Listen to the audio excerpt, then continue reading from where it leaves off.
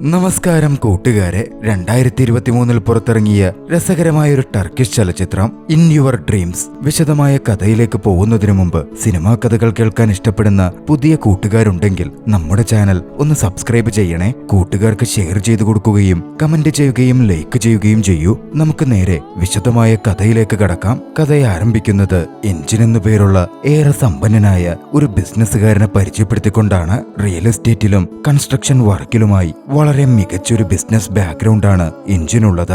നെയ്ബർഹുഡുകൾ പൊളിച്ചടക്കി അവിടെ വലിയ കൺസ്ട്രക്ഷൻ വർക്കുകളും മറ്റും നടത്തുവാൻ ഒരു മടിയുമില്ലാത്ത വ്യക്തി. പ്രോഗ്രസ് ഉണ്ടാവണമെങ്കിൽ പഴയതൊക്കെ ഇല്ലാതായേ തീരൂ എന്ന് വിശ്വസിക്കുന്ന ഒരാൾ. മറുവശത്ത് നമ്മൾ പെലിൻ എന്ന പേരുള്ള ഒരു പെൺകുട്ടിയെ പരിചയപ്പെടുന്നു. പെലിൻ തന്റെ കൂട്ടുകാരി മാർവിക്കൊപ്പം ഒരു വെഡ്ഡിംഗ് പ്ലാനിംഗ് ബിസിനസ്സിൽ വർക്ക് ചെയ്യുകയാണ്. കൃത്യമായി പറഞ്ഞാൽ ഒരു ഇവന്റ് മാനേജ്മെന്റിൽ. വയസ്സ് കൂടി വരുന്നു എന്ന് പറഞ്ഞ് മാർവിക്ക് വിവാഹം കഴിക്കാനൊക്കെ താല്പര്യമുണ്ട്. പക്ഷെ പെലിനാകട്ടെ പൊതുവെ വിവാഹത്തോട് എതിരിട്ട് നിൽക്കുന്ന, പ്രണയത്തിലും വിവാഹത്തിലും ഒന്നും വലിയ ഇൻട്രസ്റ്റ് കാണിക്കാത്ത വ്യക്തിയാണ്. ജോലി സമയമൊക്കെ കഴിഞ്ഞ് അവരവരുടെ പേഴ്സണൽ ലൈഫ് മാറ്റിവെച്ചു കഴിഞ്ഞാൽ ആകെ കിട്ടുന്നത് 2 മിനിറ്റ് 41 സെക്കൻഡ് ആണെന്നും ആ 2 മിനിറ്റ് 41 സെക്കൻഡിൽ ഒരാളെ കണ്ട് ഇഷ്ടപ്പെട്ട് പ്രണയിച്ച് സംസാരിച്ച് ഇതൊക്കെ നടക്കുന്ന കാര്യമാണോ എന്നാണ് പെലിൻ എപ്പോഴും പറയാറുള്ളത്.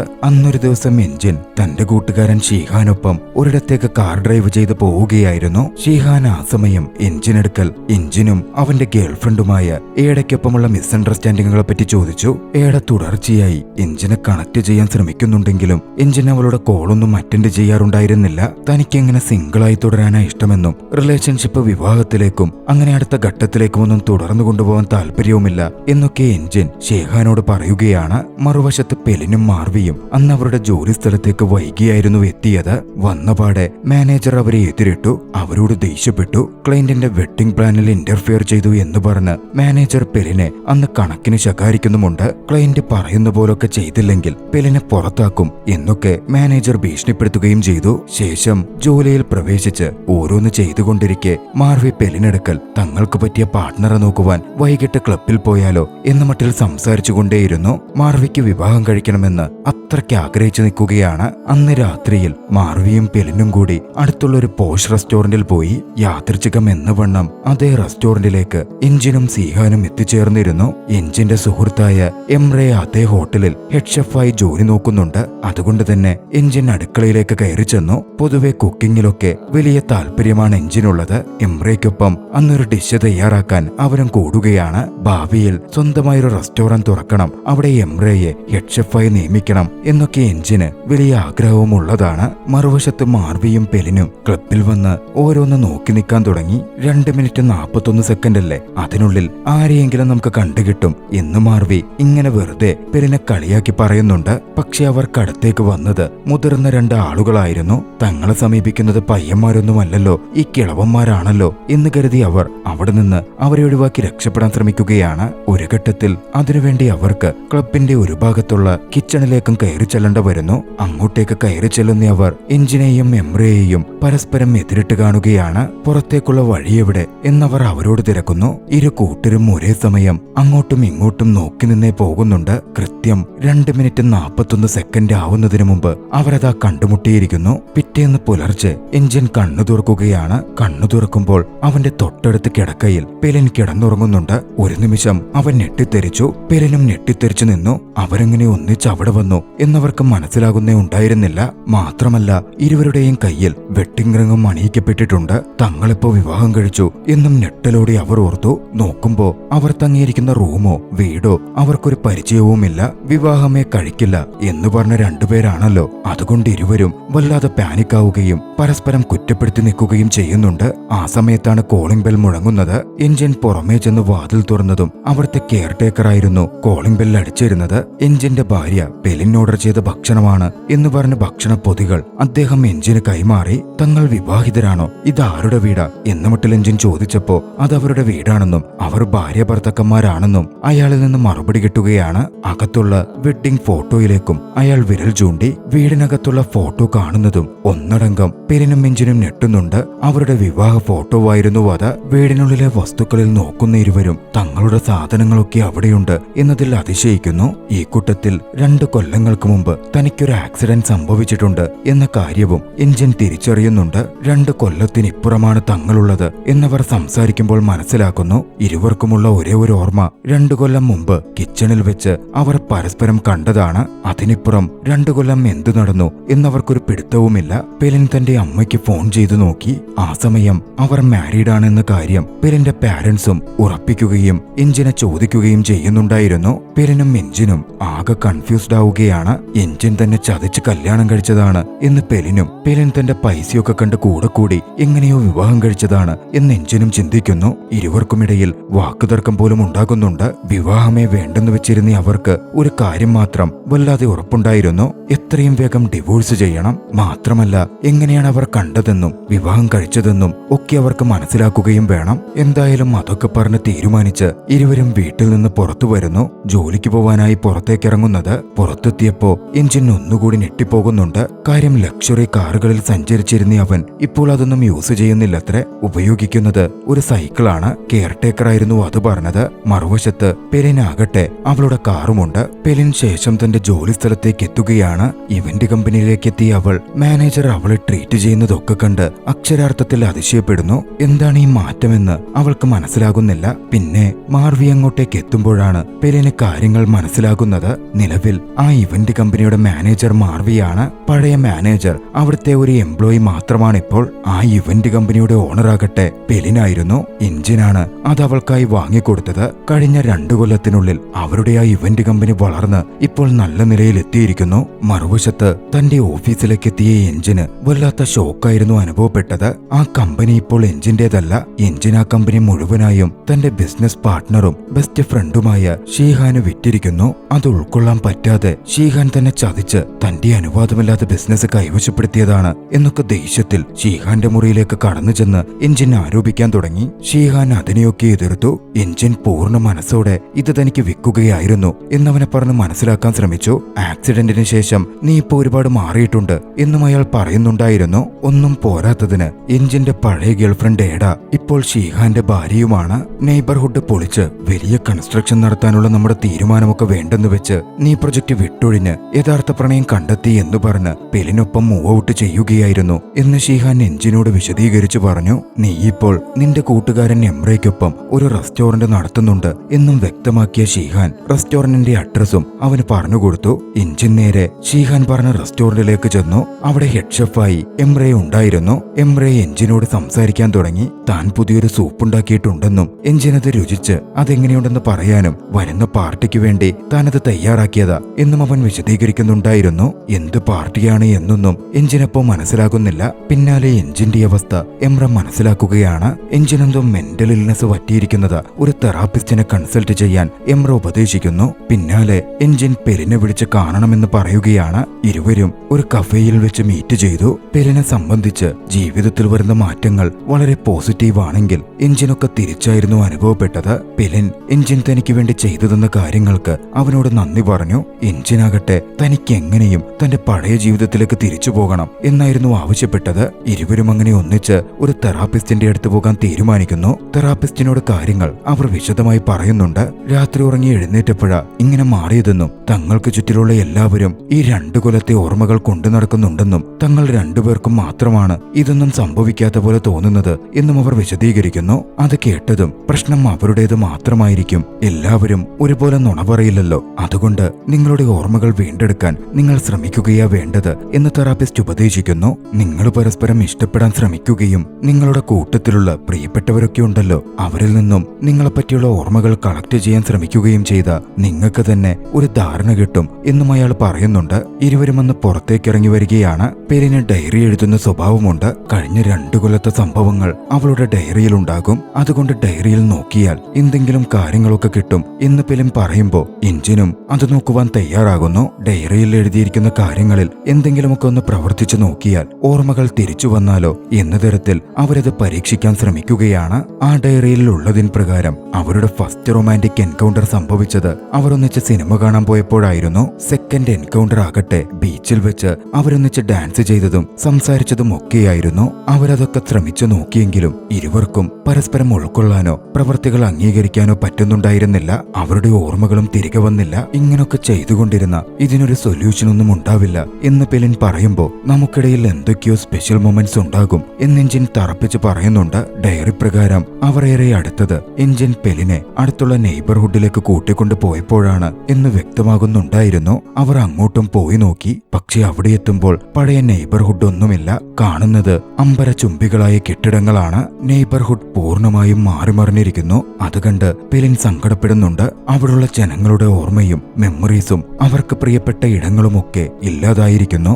ആ സമയം ആ കെട്ടിടങ്ങളൊക്കെ തന്റെ കമ്പനി പണിതതാണ് എന്ന് എൻജിൻ മനസ്സിലാക്കുകയാണ്. എൻജിൻ അത് പറയുന്നതോടെ എൻജിനെതിരെ പെലിന് കൂടുതൽ ദേഷ്യം തോന്നുന്നു. ആ നെയ്ബർഹുഡൊക്കെ അവൾക്ക് അത്രമേൽ പ്രിയപ്പെട്ടതായിരുന്നു. എന്തായാലും ഡിവോഴ്സ് വേണം, ഇനിയൊന്നും നോക്കേണ്ട കാര്യമില്ല എന്നവൾ തറപ്പിച്ചു പറയുകയാണ്. എൻജിൻ അവളെ സമാധാനിപ്പിച്ചു. പോവാൻ മറ്റൊരിടമില്ലാത്തതുകൊണ്ട് തങ്ങളുടെ വീട്ടിലേക്ക് തന്നെ പോകാമെന്ന് പറഞ്ഞ് അവളെ കൂട്ടിക്കൊണ്ടുപോന്നു. വീട്ടിലെത്തിയ ഇരുവരും അക്ഷരാർത്ഥത്തിൽ ഞെട്ടുകയാണ്. അവിടെ അവരുടെ ഫാമിലിയും ഫ്രണ്ട്സുമൊക്കെ വന്നിരുന്നു. അന്ന് അവരുടെ വെഡിങ് ആനിവേഴ്സറി ആണത്രേ. അതിനു വേണ്ടിയിട്ടായിരുന്നു എംബ്ര സൂപ്പ് വരെ ഉണ്ടാക്കിയത്. ഫാമിലിയോടും ഫ്രണ്ട്സിനോടും നടക്കുന്നത് പറയാൻ സാധിക്കില്ലല്ലോ. അതുകൊണ്ട് അവരുടെ കൂടെ സെലിബ്രേഷനിൽ എൻജിനും പെലിനും പങ്കാളികളാകുന്നു. അവരുടെ സംസാരങ്ങളിൽ നിന്നും തങ്ങളെപ്പറ്റി എന്തെങ്കിലും കിട്ടുമോ, 2 കൊല്ലത്തെ ഓർമ്മകൾ എന്തെങ്കിലും കളക്ട് ചെയ്യാൻ പറ്റുമോ എന്നവർ ശ്രമിക്കുന്നുണ്ടായിരുന്നു. പക്ഷെ അതിൽ കൃത്യമായി ഒന്നും ലഭിക്കുന്നില്ല. അവിടെ എൻജിന്റെ ഫാമിലിയിൽ നിന്നും ആരെയും കാണുന്നുണ്ടായിരുന്നില്ല. പെലിൻ അതിനെപ്പറ്റി എൻജിനോട് ചോദിച്ചു. താനും അച്ഛനും തമ്മിൽ നല്ല ടേംസിലല്ലെന്നും പിണക്കത്തിലാണെന്നുമായിരുന്നു എൻജിന്റെ മറുപടി. പിന്നാലെയാണ് കോളിംഗ് ബെൽ മുഴങ്ങുന്നത്. എൻജിൻ വാതിൽ തുറന്നപ്പോൾ വന്നിരിക്കുന്നത് എൻജിന്റെ അച്ഛനായിരുന്നു. അച്ഛൻ തന്നെ തേടി വന്നത് കണ്ട് സന്തോഷത്തോടെ എൻജിൻ അച്ഛനെ കെട്ടിപ്പിടിച്ച് സ്വീകരിച്ചു. പിന്നീടാണ് എൻജിൻ അക്കാര്യം മനസ്സിലാക്കുന്നത്. 2 കൊല്ലം മുമ്പേ എൻജിനും അച്ഛനും തമ്മിലുള്ള പ്രശ്നങ്ങൾ പറഞ്ഞ് സോൾവാക്കപ്പെട്ടിരുന്നത്രേ. ജീവിതത്തിലേക്കുള്ള അച്ഛന്റെ മടങ്ങിവരവ് അവനെ സന്തോഷിപ്പിച്ചിരുന്നു. ബാക്കിയുള്ളവർ പോയിട്ടും അന്നച്ഛൻ അവരുടെ കൂടെ അവരുടെ വീട്ടിലായിരുന്നു നിന്നത്. എൻജിന്റെ അച്ഛൻ അന്ന് രാത്രിയിൽ എൻജിനോട് സംസാരിച്ചു. പെലിന് അവന് കിട്ടിയ പ്രഷ്യസ് ഗിഫ്റ്റാണെന്നും അവളെ വിട്ടുകളയരുത്, അവളെ നല്ല രീതിയിൽ നോക്കണം എന്നൊക്കെ അച്ഛൻ എൻജിനെ ഉപദേശിച്ചു. ഞാൻ പഴയ കാര്യങ്ങൾ ഈ അടുത്തായി മറന്നുപോകുന്നുണ്ട്, അച്ഛനൊന്ന് വിശദീകരിക്കാമോ എന്ന് എൻജിൻ ചോദിക്കുന്നു. അവന്റെ അച്ഛൻ പറഞ്ഞു, 2 കൊല്ലം മുമ്പ് എൻജിനൊരു അപകടം പറ്റിയിരുന്നു. അവൻ കോമയിൽ പോയി. മാസങ്ങളോളം അവന്റെ കൂടെ നിന്ന് അന്ന് പരിചരിച്ചതൊക്കെ പെലിനായിരുന്നു. അവനെ ജീവിതത്തിലേക്ക് മടക്കി കൊണ്ടുവന്നതും അവന്റെ പഴയ ദുശ്ശീലങ്ങളുള്ള ജീവിതത്തിൽ നിന്നും ഇന്നത്തെ നല്ലവനാക്കി എൻജിനാക്കി മാറ്റിയതും പെലിനാണെന്നും അച്ഛൻ വിശദീകരിച്ച് പറയുകയാണ്. കൂട്ടത്തിൽ പെലിനൊപ്പമുള്ള ഓർമ്മകൾ നീയെങ്ങനെ ഒരിക്കലും മറന്നുപോവാൻ സാധ്യതയുള്ളതല്ല, അതുകൊണ്ട് ഒരു ഡോക്ടറെ കാണണം എന്നും അച്ഛൻ അപ്പോൾ പറയുന്നുണ്ട്. പെലിൻ തന്റെ ജീവിതത്തിൽ അത്ര ചെറിയൊരു സംഭവമല്ല എന്ന് എൻജിൻ ആ നിമിഷം തിരിച്ചറിയുന്നു. പിന്നാലെ കിച്ചണിലുള്ള പെലിന്റെ അടുത്തേക്ക് ചെന്ന എൻജിൻ തനിക്ക് വേണ്ടി ചെയ്ത ഒക്കത്തിനും അവളോട് നന്ദി പറയുന്നുണ്ട്. പ്രത്യേകിച്ചും അച്ഛനുമായി അടുക്കുവാൻ തന്നെ സഹായിച്ചതിന്. അന്ന് രാത്രിയിൽ മറ്റൊന്നുകൂടി നടന്നു. എൻജിന്റെ അച്ഛൻ പെലിന് ഒരു ഗിഫ്റ്റ് കൊടുത്തു. എൻജിന്റെ മരണപ്പെട്ടു പോയ അമ്മയുടെ നെക്ലസ് ആയിരുന്നു അത്. അത്രയും പ്രഷ്യസായ ഒരു ഗിഫ്റ്റ്. അത് പെലിനെ സന്തോഷിപ്പിക്കുന്നുണ്ട്. അന്ന് അവരുടെ കൂടെ അച്ഛനും താമസിക്കുന്നതിനാൽ എൻജിനും പെലിനും ഒരു റൂമിൽ തന്നെ കിടക്കാതെ നിവൃത്തിയുണ്ടായിരുന്നില്ല. കട്ടിലിന്റെ 2 മാറി പരസ്പരം തുടരുത് എന്ന് പറഞ്ഞ് ഇരുവരും കിടക്കുകയാണ്. അന്ന് രാത്രി ഉറങ്ങി എഴുന്നേക്കുമ്പോ ഒക്കെയും നോർമലായി മാറും എന്നവർ പ്രതീക്ഷിച്ചിരുന്നു. പക്ഷേ ഉറങ്ങി എഴുന്നേറ്റപ്പോ വീണ്ടും ഒരു ടൈം ജമ്പ് സംഭവിക്കുകയാണ്. പെലിനത പ്രഗ്നന്റ് ആയിരിക്കുന്നു, അതും പൂർണ്ണ ഗർഭിണി. ഇതെന്താ സംഭവിക്കുന്നത് എന്നവർക്ക് അപ്പോഴും മനസ്സിലാകുന്നില്ല. അവര് വീട് നോക്കുമ്പോ കുട്ടിയെ പ്രതീക്ഷിച്ച് മുറിയടക്കം അവർ തയ്യാറാക്കിയിട്ടുണ്ട്. അവർ വീണ്ടും കൗൺസിലറിനെ കാണാൻ പോകുന്നു. തെറാപ്പിസ്റ്റ് കൂടിയായ ആ കൗൺസിലർ എല്ലാം കേട്ട ശേഷം അവരോടൊരു കാര്യം പറഞ്ഞു. അവരുടെ ഉള്ളിൽ നല്ല പേടിയുണ്ട്. ഒരുപക്ഷെ അതുകൊണ്ടായിരിക്കാം ഇങ്ങനൊക്കെ അവർക്ക് അനുഭവപ്പെടുന്നത്. അവരുടെ ഈ പേടികൾ മാറി അവരുടെ റിലേഷൻഷിപ്പ് കുറച്ചുകൂടി അടുത്ത് സ്ട്രോങ് ആവുകയും മാറ്റാൻ കഴിയാത്ത ഒരു മൊമെന്റ് അവരുടെ ജീവിതത്തിൽ സംഭവിക്കുകയും ചെയ്താൽ ഇതിനൊക്കെ മാറ്റം വന്നേക്കാം. അതായത് പെലിൻ പ്രസവിച്ചു കഴിഞ്ഞാൽ കുട്ടി അവരുടെ ജീവിതത്തിലേക്ക് വരുമ്പോൾ ഒക്കെയും നോർമലായേക്കും എന്ന് തെറാപ്പിസ്റ്റ് അവരെ ഉപദേശിക്കുകയാണ്. എന്തായാലും കാര്യങ്ങളൊക്കെ കൈവിട്ടുപോയി. അത്രത്തോളം എത്തി. അവർ വിവാഹം കഴിച്ചതായ ഒരു തോന്നൽ അവർക്കില്ലാത്തതുകൊണ്ട് പെലിൻ പ്രസവിക്കുന്നതിനു മുമ്പ് ഒന്നുകൂടി വിവാഹം കഴിക്കണം എന്ന ആഗ്രഹം പറയുന്നു. അത് ശരിയാണെന്നൊരു തോന്നൽ എൻജിനും ഉണ്ടാകുന്നുണ്ട്. അങ്ങനെ ഫാമിലിയെ വിളിച്ചു വരുത്തി അക്കാര്യം എൻജിൻ അവരോട് സംസാരിക്കുകയാണ്. പക്ഷെ അതിന്റെ എന്താവശ്യം മാറ്റമിരിക്കുന്നു എന്നായിരുന്നു പാരന്റ്സിന്റെ മറുചോദ്യം. അവള് പ്രസവിക്കാൻ പോകുവാണല്ലോ, അവളുടെ മെന്റൽ ഹെൽത്തിനും പിന്നെ നിങ്ങളുടെ ബ്ലെസ്സിങ്സ് ഒക്കെ കിട്ടാനും വേണ്ടിയാ എന്നൊക്കെ എഞ്ചിൻ അവരോട് വിശദീകരിച്ചിരിക്കുമ്പോഴാണ് പെലിന് പെട്ടെന്ന് പ്രസവ വേദന വരുന്നത്. പെലിൻ ആശുപത്രിയിലേക്ക് മാറ്റപ്പെട്ടു. വൈകാതെ അവർക്ക് ഒരു പെൺകുഞ്ഞും പിറന്നു. സൈനബ് എന്ന് പേരിടാനായിരുന്നു പെലിൻ ആഗ്രഹിച്ചത്. എഞ്ചിൻ പക്ഷെ ആ പേര് വേണ്ടെന്ന് എതിർത്തു. അവർ തമ്മിൽ വാക്കുതർക്കമായി. ഒടുവിൽ നേഴ്സ് വന്നായിരുന്നു നിങ്ങളുടെ ഭാര്യ റെസ്റ്റ് എടുക്കട്ടെ, നിങ്ങൾ പുറത്തു പോയിരിക്കെ എന്ന് പറഞ്ഞ് എഞ്ചിനെ പുറത്തേക്ക് വിട്ടത്. പുറത്ത് കസേരയിലിരുന്ന് എഞ്ചിൻ ഉറങ്ങി. അകത്ത് ആശുപത്രി ബെഡിൽ കിടന്ന് പെലിനും ഉറങ്ങുകയാണ്. കണ്ണു തുറക്കുമ്പോൾ ഇരുവരും വീട്ടിലെ ബെഡിലായിരുന്നു. വീണ്ടും ഒരു ടൈം ജമ്പ് സംഭവിച്ചിരിക്കുന്നു. അവർ എഴുന്നേറ്റ് വേഗം മകളുടെ മുറിയിലേക്ക് ചെന്നു നോക്കി. അവരുടെ മകൾ സൈനബ് അവിടെ ഉറങ്ങിക്കിടക്കുന്നുണ്ടായിരുന്നു. അച്ഛാ അമ്മ എന്നു വിളിച്ച് മകൾ എഴുന്നേറ്റ് വന്നതും ഇരുവർക്കും എന്തെന്നില്ലാത്ത വല്ലാത്തൊരു സന്തോഷം അനുഭവപ്പെടുന്നു. അന്ന് സൈനബ് ബെഞ്ചിനോട് തനിക്കൊരു ബണ്ണി ഡോള് വേണമെന്ന് പറയുകയാണ്. മകൾ എന്താഗ്രഹം പറഞ്ഞാലും എഞ്ചിനത് നടത്തിക്കൊടുക്കുമായിരുന്നു. സൈനബിന് ബണ്ണി ഡോള് വാങ്ങുവാൻ അവൻ കടയിൽ പോയി. അന്ന് തന്നെ മകൾക്ക് അത് വാങ്ങിക്കൊണ്ടുചെന്നു കൊടുത്തു. ഇതിനിടയിൽ എഞ്ചിനും പെലിനുമിടയിൽ ഒരു സ്നേഹബന്ധം വളരുന്നുണ്ടായിരുന്നു. പക്ഷെ ഒരു ആശങ്കയും അവർക്കുള്ളിൽ നിറഞ്ഞു വന്നു. ഇങ്ങനെ ടൈം ജമ്പുകൾ സംഭവിച്ചുകൊണ്ടിരുന്നാൽ പെട്ടെന്ന് അവരുടെ ജീവിതം തീർന്നു പോകും. ലൈഫിൽ ഒന്നും അവർ എൻജോയ് ചെയ്തിട്ടുണ്ടാവുകയേയില്ല. അതുകൊണ്ട് എഞ്ചിനൊരു സജഷൻ വെച്ചു. അന്നത്തെ ആ ഒരു ദിവസം അവരുടെ ഓർമ്മയിൽ സൂക്ഷിക്കാൻ അത്രമേൽ മികച്ച രീതിയിൽ സന്തോഷത്തോടെ ഓരോ നിമിഷവും ചിലവഴിക്കാം എന്നതായിരുന്നു അത്. അങ്ങനെ ഫാമിലിയായി എഞ്ചിനും പെലിനും മകളും ഒന്നിച്ച് അന്നൊരു പിക്നിക് നടത്തുന്നു. ഓരോ നിമിഷവും അവർ എൻജോയ് ചെയ്യുന്നുണ്ട്. ഇടയ്ക്ക് എഞ്ചിന്റെ അച്ഛന്റെ വീട്ടിലും അവർ വിസിറ്റ് ചെയ്തു. പേരക്കുട്ടിയെ കണ്ട് എഞ്ചിന്റെ അച്ഛൻ എത്രമേൽ സന്തോഷവാനാണ് എന്നവർ നോക്കിക്കാണുന്നുണ്ടായിരുന്നു. അപ്രതീക്ഷിതമാണെങ്കിലും ടൈം ജമ്പൊക്കെ സംഭവിക്കുന്നതാണെങ്കിലും ഇത്തരമൊരു ജീവിതം തങ്ങൾക്ക് കിട്ടിയത് എത്ര മനോഹരമായിരിക്കുന്നു എന്നിരുവരും തിരിച്ചറിഞ്ഞു. അവർ കൈകൾ കോർത്തുപിടിച്ചു. പരസ്പരം വലിയൊരു പ്രണയം അവർക്കുള്ളിൽ രൂപപ്പെട്ടിരുന്നു. അന്ന് സൈനബ് ഉറങ്ങിക്കഴിഞ്ഞ് അവരുടേതായ സമയം ചിലവഴിക്കാൻ അവർ ലിവിംഗ് റൂമിലേക്ക് പോയി. ഒന്നിച്ച് വൈൻ കുടിച്ചു, ഡാൻസ് ചെയ്തു, പരസ്പരം ചുംബിച്ചു. പെലിൻ എഞ്ചിനോട് പറഞ്ഞു, എനിക്കിനി നമ്മൾ ഈ കടന്നു പോകുന്നത് എന്താണ് എന്നൊന്നും അറിയേണ്ടതില്ല. നിന്റെയൊപ്പം ഞാൻ അത്രമേൽ സന്തോഷവതിയാണ്. എഞ്ചിനും അത് തന്നെയായിരുന്നു അവളോടും പറഞ്ഞത്. അന്ന് രാത്രിയിൽ അവരൊന്നിച്ച് സന്തോഷത്തോടെ കിടക്ക പങ്കിട്ടു. ഇടയ്ക്ക് ഉറങ്ങിപ്പോവുകയും ചെയ്തു. പിറ്റേന്ന് എഞ്ചിൻ ഉറക്കമുണരുമ്പോൾ പെലിൻ അവന്റെ അടുത്തുണ്ടായിരുന്നില്ല. അത്രയും നേരം താൻ കണ്ടത് ദീർഘമായൊരു സ്വപ്നമായിരുന്നു എന്നെഞ്ചിൻ തിരിച്ചറിയുന്നു. മറുവശത്ത് പെലിനും മാർവിക്കൊപ്പം താമസിക്കുന്ന വീട്ടിൽ ഉറക്കമുണരുകയാണ്. പെലിനും അതേ സ്വപ്നം കാണുകയും അതിൽ ജീവിക്കുകയും ചെയ്തിരുന്നു. പക്ഷേ ഇപ്പോൾ ഒക്കെയും വെറും ഒരു സ്വപ്നം മാത്രമാണ് എന്നവൾ തിരിച്ചറിയുന്നു. അവളുടെ അങ്കലാപ്പ് കണ്ട് മാർവി എന്താ കാര്യമെന്ന് ചോദിച്ചു. ശേഷം പെലിൻ നടന്ന സ്വപ്നത്തിലെ ഓരോ കാര്യങ്ങളും മാർവിയോട് വിശദീകരിക്കുകയാണ്. എഞ്ചിനുമായി താൻ പ്രണയത്തിലായതടക്കം അവൾ തുറന്നു പറഞ്ഞു. പിന്നാലെ എഞ്ചിൻ പെലിനെ പറ്റിയും പെലിൻ എഞ്ചിനെ പറ്റിയും ഓൺലൈനിൽ തിരയുന്നുണ്ടെങ്കിലും എഞ്ചിന് പെലിനെ പറ്റി ഒരു വിവരവും കണ്ടെത്താൻ കഴിഞ്ഞില്ല. അതേസമയം അത്യാവശ്യം വലിയ ബിസിനസ്മാനായ എഞ്ചിനെ പറ്റിയുള്ള വിവരങ്ങൾ പെലിൻ മനസ്സിലാക്കുന്നുണ്ട്. പക്ഷേ താൻ കടന്നുപോയത് വെറുമൊരു സ്വപ്നം മാത്രമാണെന്ന് അങ്ങ് വിശ്വസിക്കാൻ പെലിനും എഞ്ചിനും സാധിക്കുന്നുണ്ടായിരുന്നില്ല. മാർവി പെലിനോട് സ്വപ്നത്തിൽ കണ്ട വ്യക്തിയെ തേടി പോകാനും അയാളോട് സംസാരിക്കാനും മനസ്സിലുള്ള ഫീലിംഗ്സ് പറയാനും ആവശ്യപ്പെടുന്നു. പക്ഷെ പെലിൻ മടിച്ചു നിന്നു. അങ്ങനെ പോയാൽ താൻ അവന്റെ പണം കണ്ടുപോയതാണെന്ന് ചിന്തിക്കുമോ എന്നൊക്കെയായിരുന്നു പെലിന്റെ ഭയം. മറുവശത്ത് എഞ്ചിനാകട്ടെ പെലിനുമൊത്ത് താൻ ജീവിച്ച സ്വപ്നത്തിലെ ഓരോയിടത്തും സന്ദർശനം നടത്തി. തന്റെ ജീവിതത്തിൽ പെലിൻ വരുത്തിയ പോലുള്ള സ്വപ്നത്തിലെ മാറ്റങ്ങൾ വരുത്തണം, അതാണ് മികച്ച ജീവിതം എന്നവൻ ചിന്തിക്കാൻ ആരംഭിച്ചു. കൂട്ടുകാരൻ ഷീഹാനെ കണ്ട് തന്റെ ബിസിനസ് പൂർണ്ണമായും അവൻ ഷീഹാന് കൈമാറി. താൻ സ്വപ്നം കണ്ട ജീവിതത്തിലേക്ക് റെസ്റ്റോറന്റ് തുടങ്ങുവാനും അതിനനുസരിച്ച് ജീവിക്കുവാനും അവൻ തീരുമാനിച്ചു. അച്ഛനോടുള്ള പിണക്കങ്ങൾ മാറ്റിവെച്ച് എഞ്ചിൻ അച്ഛനെ നേരിൽ ചെന്ന് കണ്ടു. അമ്മ ക്യാൻസർ വന്നു മരിച്ചപ്പോൾ വേദന കൊണ്ട് താൻ മാറി നിന്നതടക്കം മനസ്സ് തുറന്ന് അച്ഛനോട് സംസാരിച്ച് പ്രശ്നങ്ങളൊക്കെ പറഞ്ഞു തീർത്തു. പിന്നാലെ താൻ കണ്ട സ്വപ്നത്തെ പറ്റിയും പെലിനെ പറ്റിയും അച്ഛനോട് എഞ്ചിൻ തുറന്ന് സംസാരിച്ചു. അന്ന് തന്റെ മകൻ എഞ്ചിൻ പോകുന്നതിന് മുമ്പ് അച്ഛൻ അവന് അവന്റെ അമ്മയുടെ നെക്ലസ് എടുത്തു നൽകി.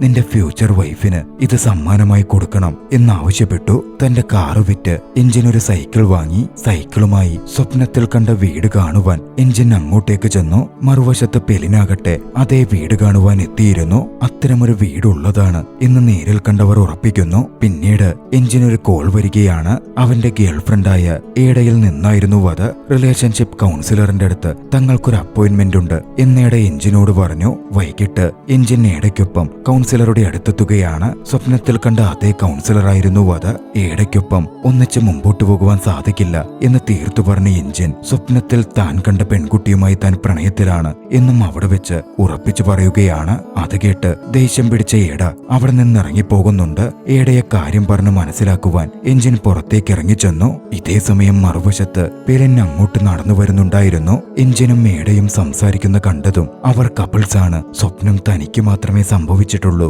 എന്ന് ചിന്തിച്ച് നിരാശയോടെ പെലിൻ തിരികെ നടക്കാൻ തുടങ്ങി. ഏട ദേഷ്യപ്പെട്ടു പോയതും തിരിഞ്ഞു നോക്കിയ എഞ്ചിൻ പെലിൻ നടന്നു പോകുന്ന പോലെ കണ്ടിരുന്നു. അത് പെലിനാണെന്ന് മനസ്സിലായതും അവൾക്കടുത്തേക്ക് ഓടിച്ചെല്ലാൻ എഞ്ചിൻ ശ്രമിക്കുകയാണ്. പെലിനെന്നുറക്കെ അവൻ വിളിക്കുകയും ചെയ്തിരുന്നു. പെലിൻ തിരിഞ്ഞു നോക്കി റോഡ് ക്രോസ് ചെയ്ത് ഓടിക്കടക്കാൻ ശ്രമിച്ച എഞ്ചിൻ ഒരു അപകടത്തിൽപ്പെടുന്നു. കാർ എഞ്ചിനെ ഇടിച്ചു തെറിപ്പിച്ചു. പെലിൻ ഓടി എഞ്ചിനടുത്തേക്ക് എത്തുകയാണ്. മങ്ങുന്ന കാഴ്ചകൾക്കൊപ്പം കണ്ണീരോടെ പെലിൻ തന്റെ അടുത്ത് ഓടിയെത്തി വിളിച്ച് കരയുന്നതും മറ്റും എഞ്ചിൻ കാണുന്നുണ്ട്. ആംബുലൻസിൽ എഞ്ചിനൊപ്പം പെലിനും കയറിപ്പോയിരുന്നു. ആംബുലൻസിനകത്ത് വെച്ച് അച്ഛൻ കയ്യിൽ ഏൽപ്പിച്ചിരുന്ന അമ്മയുടെ നെക്ലസ് എഞ്ചിൻ തുറന്നവളെ കാണിക്കുന്നു. പ്രതീക്ഷ വിടരുതെന്നും താൻ തിരിച്ചു വരുമെന്നും അവളോട് പറയുന്നു. പെലിൻ അവന്റെ കയ്യിൽ ചുംബിച്ചു. താനും അതേ സ്വപ്നം കണ്ടിരുന്നെന്നും അവന്റെ കൂടെ ഉണ്ടാകും എന്നവൾ ഉറപ്പു പറയുകയാണ്. സ്വപ്നത്തിൽ അവരിരുവരും കണ്ടതത്രയും യാഥാർത്ഥ്യമെന്ന പോലെ നടക്കാൻ തുടങ്ങുകയായിരുന്നു. മാസങ്ങൾക്ക് ശേഷം അപകടത്തിൽ നിന്നും പൂർണ്ണമായി ഭേദപ്പെട്ട എഞ്ചിനും പെലിനും വിവാഹിതരായി. എഞ്ചിൻ കോമയിൽ കിടന്ന കാലത്തത്രയും പെലിൻ അവന്റെ കൂടെ നിന്ന് അവനെ പരിപാലിച്ചിരുന്നു എന്നവിടെ വെച്ച് വ്യക്തമാകുന്നു. അവർ ഒന്നുചേരുന്ന ആ ദൃശ്യങ്ങളോടെ രസകരമായ ഈ ചലച്ചിത്രം അവസാനിക്കുകയാണ്. നിങ്ങൾക്ക് ഈ കഥ ഇഷ്ടമായെങ്കിൽ വീഡിയോ ലൈക്ക് ചെയ്യുക. അഭിപ്രായങ്ങളും നിർദ്ദേശങ്ങളും കമന്റുകളിൽ രേഖപ്പെടുത്തുക. കഴിയുമെങ്കിൽ ചാനൽ സബ്സ്ക്രൈബ് ചെയ്തും കൂട്ടുകാർക്ക് ഷെയർ ചെയ്തു കൊടുത്തും ഞങ്ങളെ സപ്പോർട്ട് ചെയ്യുക. അടുത്ത എപ്പിസോഡിൽ മറ്റൊരു മികച്ച ചലച്ചിത്രവുമായി നമുക്ക് കണ്ടുമുട്ടാം. അതുവരെ ബൈ.